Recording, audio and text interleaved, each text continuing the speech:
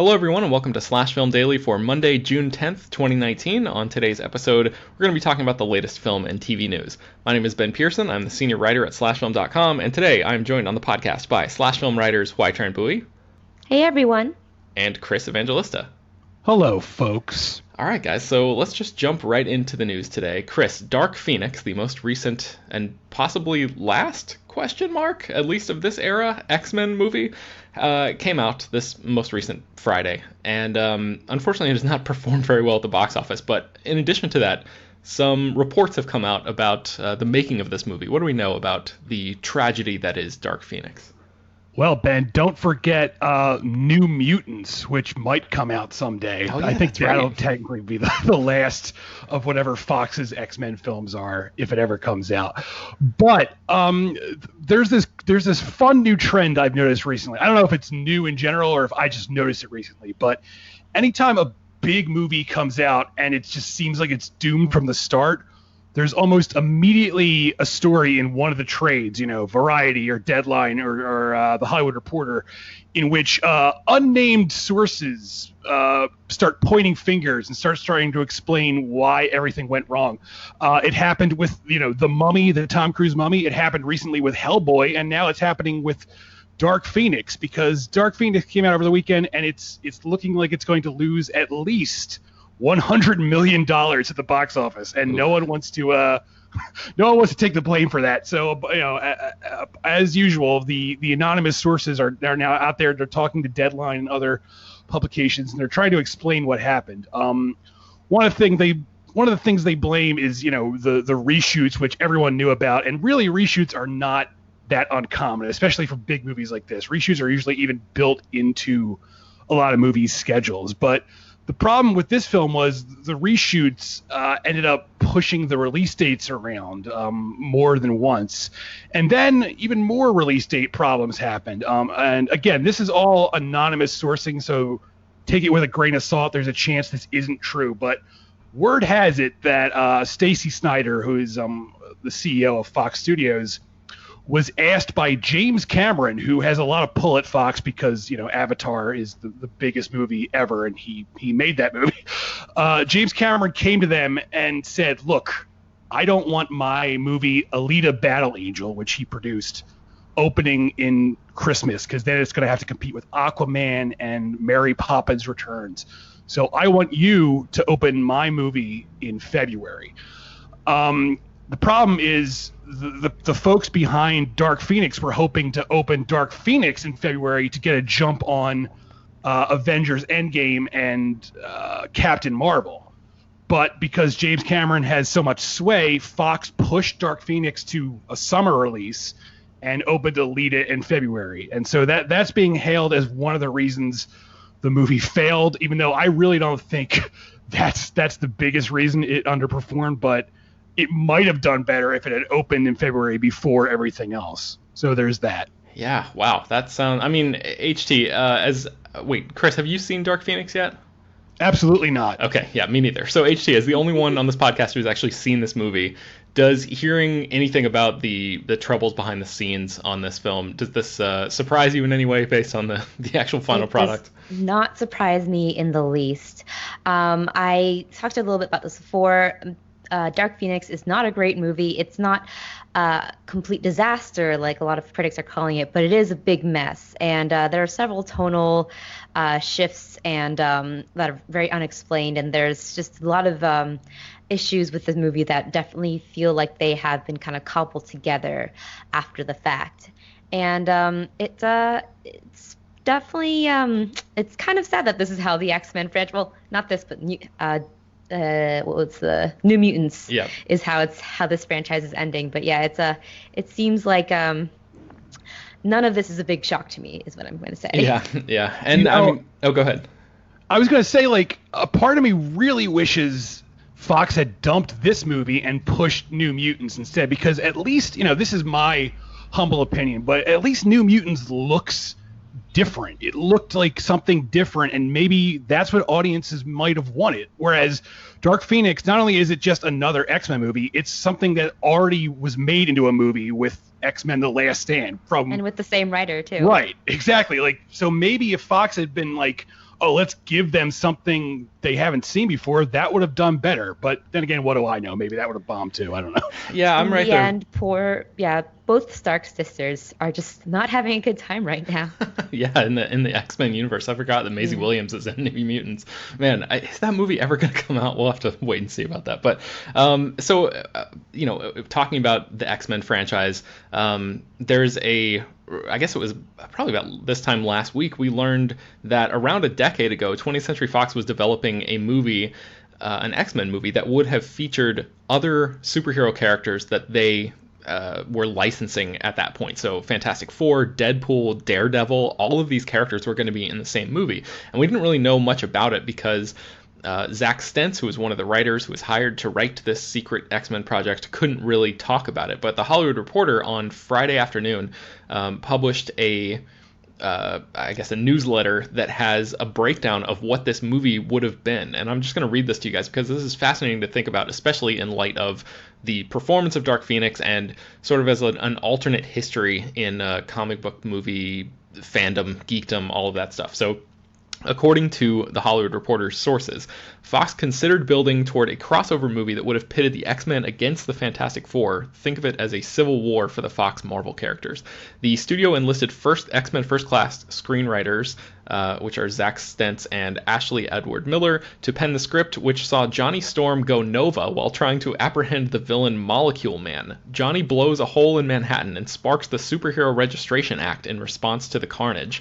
The heroes are split on opposing sides, and among the key matchups was a Wolverine versus Mr. Fantastic battle that ended with Reed Richards pinning Wolverine down, extending his hands until they're 1 molecule wide, and using them as scissors to cut the mutant's arms off.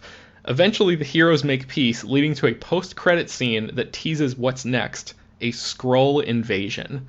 So this was in 2010, and right around the same time that Miller and Stentz were writing X-Men First Class. And that movie ended up performing so well that 20th Century Fox just decided to basically stick with the status quo and just continue making X-Men movies. And I think the next one that came out after that was 2014's Days of Future Past. But, I mean, Chris, you're talking about, giving audiences something they hadn't seen yet for New Mutants. But think about, 2010. This is only 2 years into the MCU as we know it. This is before the Avengers. 20th Century Fox had an opportunity here to beat Marvel Studios to the punch. Well, Marvel Studios, I'm not even sure if it really existed in the same way that it does now then, because they were still, I think Paramount was still releasing their movies back then, and they weren't like their own fully autonomous company yet. But I mean, this is just so wild to think about, that Fox had the chance to potentially beat Marvel to the superhero crossover, the large-scale superhero crossover punch there. When you guys heard this premise, I mean, okay, first thoughts. What was your gut reaction on hearing this? Does this sound like something that you would have been interested in seeing in, circa 2011 or whatever it might have come out? HT, what about you? It certainly is wildly ambitious. I don't know if audiences would have been down for the story, but I kind of would be interested in seeing it just because of how almost absurd some of these twists are. But again, it feels very comic book, which I am encouraged by, because I like when movies kind of lean into those comic book sensibilities and just kind of go all out. So I would have been interested to see if they had been able to pull this off. And if it would have had the same impact that the Marvel Cinematic Universe had when they did a similar thing with Civil War later, but in a much more grounded level. I feel like if they had done it this early, it might have blown up in their faces, but at least we would have had something truly, truly weird.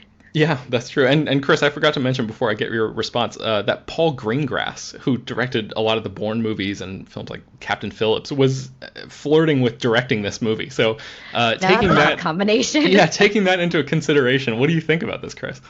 I mean, well, first of all, how wide is a molecule? That really threw me off when you said that. I know, I can't imagine it. I don't even know what that means, but I feel like that they're trying to go for something like he kind of becomes an atomic bomb or something. I don't really know. But continue, Chris. I don't know. I mean, it's so hard to say. Like, because I'm just picturing this looking like there's older Fantastic Four movies, which are just awful looking. So I just imagine this would be terrible too, but I really don't know. I mean, Paul Greengrass directing would be interesting, although I can't imagine like the action looking good. It would just be all like that shaky cam stuff he does, and I don't think that would work for something like this. So I really don't know. Yeah, and I really love. I think X-Men First Class is probably my favorite of the X-Men movies. I haven't rewatched them in a long time, but that's my retrospective view on looking back on that series. And Miller and Stentz were gonna, they were the writers of X-Men First Class, and they were attached to write this thing, or actually did write this thing. So, man, what a fascinating sort of alternate reality that we could have been in there. But speaking of superheroes, let's move on to our next topic, which is a Ms. Marvel project of some way, or we don't know if this is a movie or a TV show or what, but discussions have been had in the halls of Marvel Studios about this property. HT, what do we know? Yes, so Mindy Kaling, who is recently starring in the movie Late Night with Emma Thompson, revealed that she has spoken to Marvel Studios about a potential Ms. Marvel project. She doesn't elaborate whether this is a TV show or a movie, but she says that she's excited about this character, and that they really seem interested in what she has to say about this character. So Ms. Marvel is a comic book title starring Kamala Khan, who is the first Pakistani-American superhero for Marvel Comics. And she is essentially a fangirl of Captain Marvel, Carol Danvers' character, and finds out that she has superpowers because she is inhuman, and those powers get awakened one day, and she has the power of shape-shifting. So it's a really fun, really zany series about this teenage girl who's trying to balance her life as a high school teenager with this super powered double lifestyle. It kind of has a lot of shades of early Spider-Man and Peter Parker. And I feel like Mindy Kaling would be a really great fit for this because it has some more comedic sensibilities to it. And Mindy Kaling is a great comic writer. And she also has her own sort of dabblings with coming of age shows coming up with the Netflix show that's being developed based on her own childhood. So we don't know yet if this is something that is in the works, but Kaling has confirmed that she has talked to Marvel about this and has hinted maybe that it could be for the streaming service. Who knows? But if this happens, I would be very excited. Yeah, it sounds like kind of a cool idea, and I mean, especially the what you mentioned as Kamala Khan, is that how you pronounce the character's name? Yes. How she sort of sounds like an early Peter Parker type of character, because the MCU, as we know it right now, really only has Peter in that mold, and there aren't very many other characters. Like my wife and I have this theory that like some of the reasons that we loved watching certain movies or reading certain books as kids were that the protagonists of those stories were just like 1 or 2 years older than we were when we experienced them for the first time. So there's a sort of like aspirational quality to watching things like that. And for younger, the current audience of the MCU is just getting older, right? So like the idea of introducing another younger character like this that younger audiences and maybe people who aren't even haven't fully experienced the entire MCU yet could latch onto as an entry point sounds like sort of a smart move on a business level. And certainly creatively, we've seen that movies like Black Panther and stuff, introducing characters and viewpoints and perspectives that we haven't seen done to death in media before is always a great thing. So yeah, I mean, all of this sounds kind of cool to me. I'm not sure about Mindy as the writer of it. I mean, obviously she has a lot of history as a writer and producer in her own right. I'm not sure about the superhero aspect of that. This could be something where it reminds me of Spider-Man Homecoming, where it's like half, teen drama kind of stuff and half superhero stuff. So maybe she could get a co-writer on to sort of help out with the superhero angle of it. I don't want to reduce it to that and make it sound so simplistic, but I don't know. She might be able to pull this off. Chris, do you have any thoughts on a potential Ms. Marvel property and how that may or may not be introduced into whatever form of the MCU that's coming up? I mean, I'm not really. I know of the character. I just never read anything about it. But I'm not. I think this is a pretty good idea. I do agree that I don't know if Mindy Kaling is right for this, even though I like her as a writer. After seeing Late Night, I'm I'm less inclined to be that interested in stuff she writes, just because I think that movie has a really sloppy screenplay. But I'm alone in that thought. People seem to love that movie, so maybe I'm wrong. No, I'll whisper very quietly into my microphone that I kind of agree with you on that, Chris. But Well, I haven't seen Late Night yet, but I was a fan of her show, The Mindy Project, which she starred and created. So that show, too, had its own problems with pacing and writing, but I find that she is really funny and can be really talented when she's given the shot. But sometimes, yeah, she maybe will need an editor to help her smooth things along sometimes. But I think that this is a good fit, actually. And I'd be excited to see what she would do with the character, which she said she's a big fan of. And also, I wanted to say that Kevin Feige has actually hinted at at introducing Kamala Khan into the MCU maybe a couple years ago.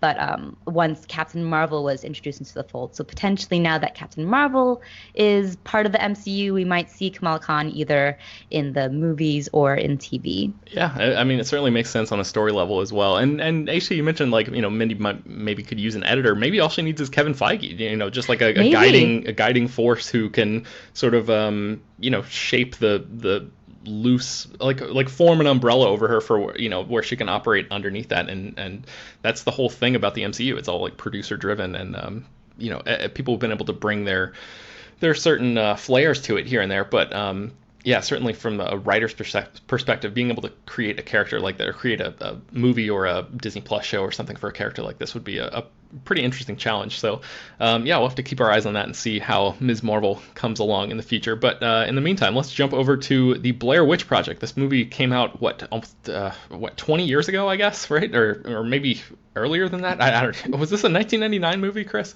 Yes, 1999. Okay. Oof, yeah. So now only 20 years later, a video game is coming to fruition. What do we know about this, Chris? Yeah, this game is just called Blair Witch, and it's headed to the Xbox One and PCs this August.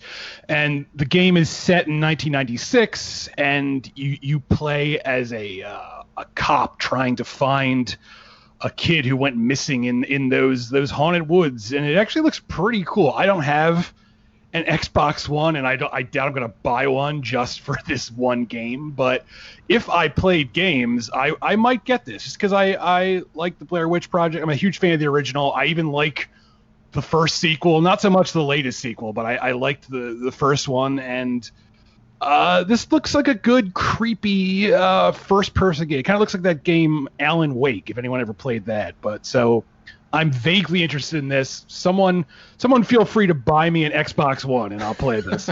So, Chris, just to be clear, this seems to be like a totally new story, right? It's not necessarily like a reinterpretation of any of the specific events as they've been depicted in the movies.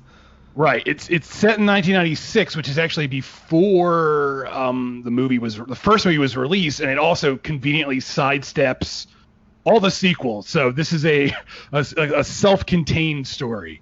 Interesting. Yeah, and I wonder like I actually haven't even watched the reveal trailer that you've embedded in your article, and I'll link to that in the show notes for people to be able to watch. So I'll add that to my watch later list. But something like Blair Witch, which was obviously like a first-person POV kind of shaky cam handheld kind of thing, that seems like an interesting idea for. I mean, I know horror video games have become much more popular in recent years than they have been in years past. So I wonder if this could be sort of an interesting, like a formal exercise, like a return to that POV sort of thing, instead of like the third person RPG kind of style that seems to be so prominent lately. But I don't know. Maybe Jacob will have some thoughts about this next time he's on the podcast, because I know he's a big video gamer and a horror fan as well. So I'll have to ask him about that. But let's move on to our next topic, which is that GKIDS, which is a animation distributor, has acquired its first Chinese animated movie called Whitesnake. HT, what do we know about this?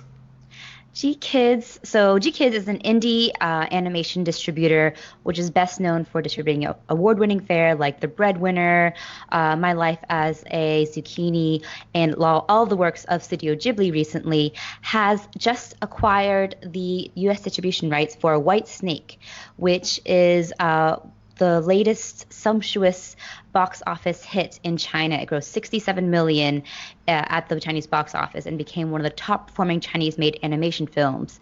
So now it's making its way stateside this fall and has been set for a release in fall 2019. White Snake is based off of the classic Chinese fable, The Legend of the White Snake, although it's loosely based because it actually is imagined more of a prequel to the fable. It tells the story of this of a hunter and this love story with a snake that is disguised as a human hunter as well. So The Legend of the White Snake is a fable I only recently learned about through a TED Ed video, which we'll link in the show notes. It's a very cool video with cool animation itself. It tells the story of this man who and his wife who actually happens to be a snake demon, and he does not know this, but he is warned by a monk that there is evil underneath his household and given a potion that reveals his snake wife. And but after his initial shock, she proves her love to him, and they end up living happily ever after, I think. I can't remember the entire fable. I'm telling it very wrongly, but it's a fascinating video, and it's a great story and fable, which is very fascinating and isn't quite the typical good and evil story that you would anticipate. It actually originally started off as more of a horror myth before it evolved into a forbidden romance, which is really fascinating. But this is kind of the loose inspiration for the animated film White Snake, which comes from the Beijing-based Light Chaser Animation Studio. So, Aishi, what do we know about Chinese animation as a whole? Because, personally, I don't really know much about it at all. And is this like a relatively new phenomenon? I mean, obviously, like the Chinese people have been making blockbusters that have been slowly creeping up in terms of like being able to legitimately compete and sometimes even overtake Hollywood blockbusters. And the Chinese box office is like one of the most important in the entire world. So what about Chinese animated movies? I'm like woefully ignorant on this subject. I have to say I'm not too familiar with the subject either, but animation isn't new to the Chinese movie industry. There are movies stretching back to the 1920s, and through the years there have been films from studios that mostly focus on the various art forms with Chinese artistic characteristics, like shadow puppetry or something called puppetoon. So it's more popular domestically. I wouldn't say that they're very big on the world stage, but like you said, more recently they've been starting, because China has become such a influential movie industry, they're starting to creep into the chart and box office records a little more and become more prominent. Personally, I actually know only of films like Flavors of Youth, which was released on Netflix. It was an anthology film that was a Chinese and Japanese co-production, and it was kind of done in a more anime style, so that's why I was more aware of it. But that was more of a Chinese animated film than Japanese, even though it's like an anime style film. And then there are films like Kung Fu Panda 3, which was actually a co-production between DreamWorks and a Chinese animation studio. So they've kind of been working in the background in Hollywood, but more so the domestic animated films don't have quite the big impact on the world stage as Pixar and DreamWorks, and even anime films like that of Studio Ghibli. But they have more recently, I think, in the past 2 decades, there are more CG animated films and more popular animated films that are starting to become more widely known. And like this White Snake was a big box office hit earlier this year when it was released in Chinese theaters. And now it'll be getting a U.S. release, which I think is pretty rare for a lot of Chinese animated films. I don't know if this is the first Chinese animated film that will be getting a stateside release. I can't say for sure, but it seems like it is significant.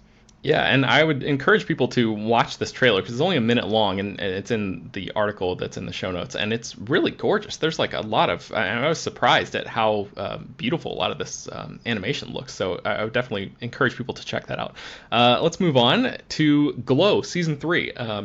Chris, who is the latest cast member to be added to the new Netflix show, or not new, but the newest season of the Netflix show?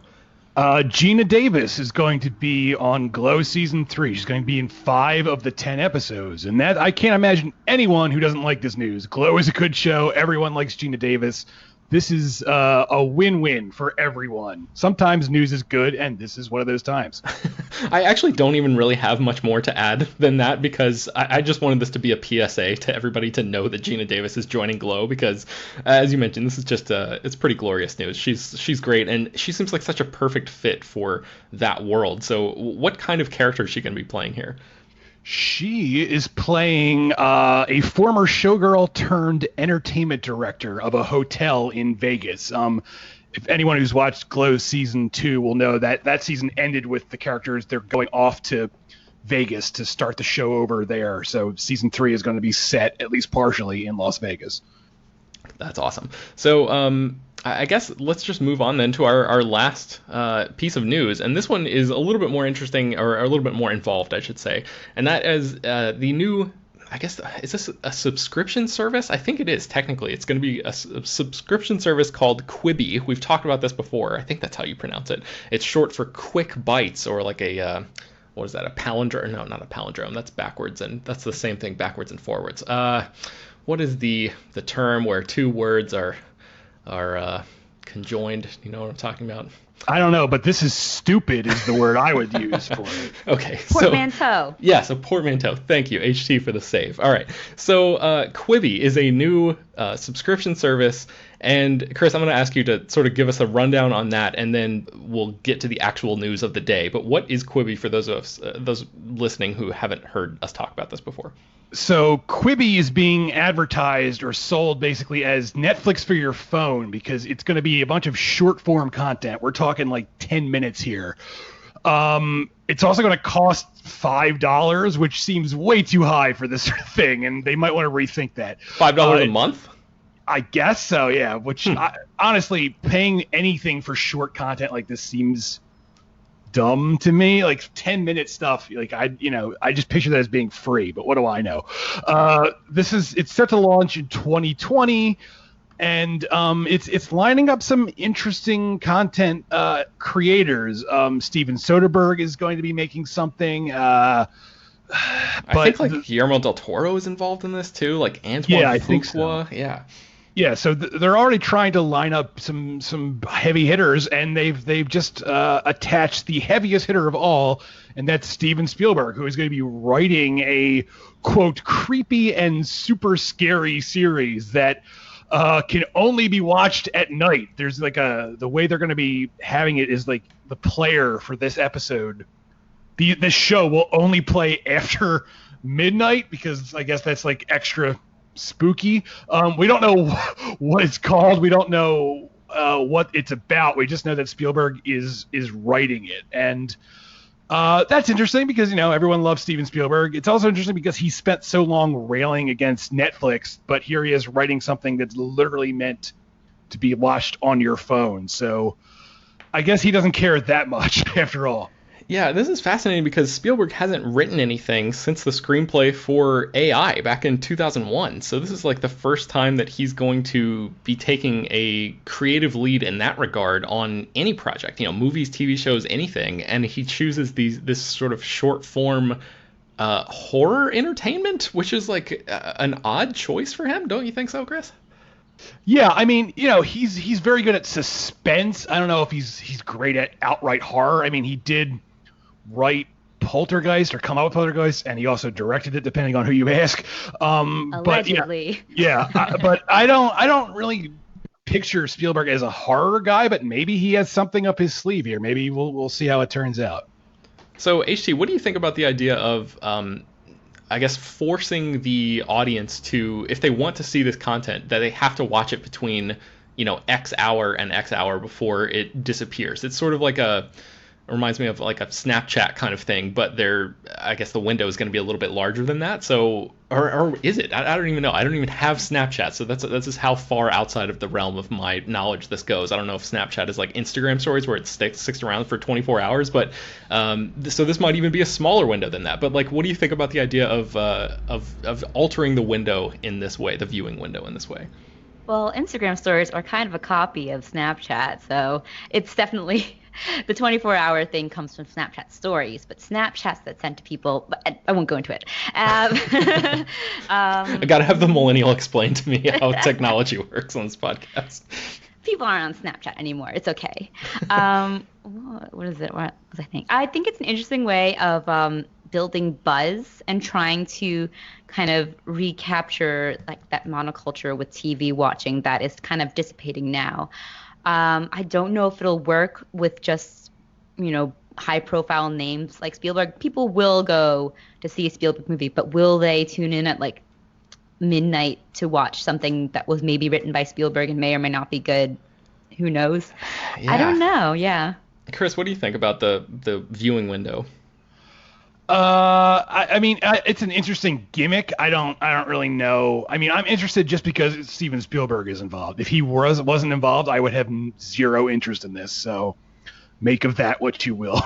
Yeah, and in this article, you also mentioned that Quibi is going to be releasing 7,000 pieces of content in 1 year and 25 pieces of content every day. So like this, I mean, talking about like, I already feel like we're drowning in things to watch, and like I'm missing out on so many things just because everybody has a limited amount of time in their day, and there's not, we can't just sit around all day watching stuff. But like this is so much more, and it would be so easy to ignore if it didn't have such high profile people attached to it. But I don't know if we're going to be able to ignore new content written by Steven Spielberg, like just from a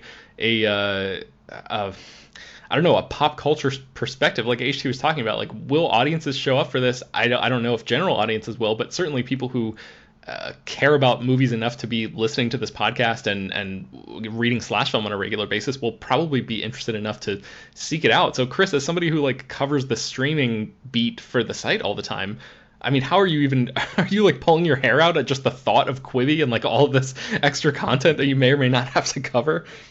Man, I can't even imagine covering like everything on there. I guarantee if we cover anything, it's going to be like the big stuff like this. And yeah. Beyond that, I can't even imagine. It's so I'm so tired. I'm just so tired. I don't know. Do we know how long these pieces of content will be? Because 7,000 is a lot. Like, will they be traditional 45-minute episodes of a series? Will they be half hour? Will they be like 10 minutes long? Yeah, I think they've said like 10 to 20 minutes or something is like the area that they're aiming for. Isn't that right, Chris? Yeah, it's going to be 10 minutes is really, I think, like the max. 20 is even pushing it. So it's going to be like 10-minute stuff, multiple episodes. And then I don't even know how because there's going to be ads. I don't know how you even insert ads into that. I guess the idea is you stream the entire season but then doesn't that take away from the whole short form thing? I guess like an entire season would add up to like a half hour. I don't even know. I don't know. Like, yeah, and then on top of that, you've got Chris. Well, yeah, I mean, my brain is breaking over here too, because like with the Spielberg show, if the viewing window is only at midnight, does it just disappear then, or can you binge it later? Because it seems like it would defeat the purpose if it's accessible later on. If they're trying to force you to watch it at night because it's creepy or something, then anytime, I don't know, maybe they're going to do that have it just be accessible during the, whatever, let's pretend it's midnight to 2 a.m. or something on the day that it drops, and then maybe they'll wait like a month or something and then have it be accessible for people to binge later or something. I don't know. There's so many questions about this, but as Chris mentioned, Quibi itself isn't even going to launch until, what did you say, April 2020, I think. So we've got some time to try to figure this out, and hopefully people can ask Jeffrey Katzenberg, who's one of the brainchild people behind this, that maybe some more questions, get them to detail exactly how the hell this thing is going to work. But in the meantime, all of us will be pulling our hair out trying to figure out what the hell is going on with Quibi and content and all of this on a daily basis. But I think that's going to bring us to the end of this episode, since all of us are basically just shells of our former selves. We're about to be living in a post-Quibi world, guys. So you can find more about that and all of the stories that we mentioned on today's show at slashfilm.com and linked in the show notes of this episode. Slash Film Daily is published every weekday, bringing you the most exciting news from the world of movies and TV, as well as some deeper dives into the great features you can find on the site. You can subscribe to the show on iTunes, Google Podcasts, Overcast, Spotify, all the popular podcast apps. Send your feedback, questions, comments, and concerns to us at peter@slashfilm.com. And if you do that, make sure you leave your name and general geographic location in your email in case we mention it on the air. Also, don't forget, if you can, to rate and review the podcast on iTunes. That really does help us out a lot. Tell your friends about the show. Spread the word any way you can. Thanks for listening, everybody, and we will talk to you tomorrow.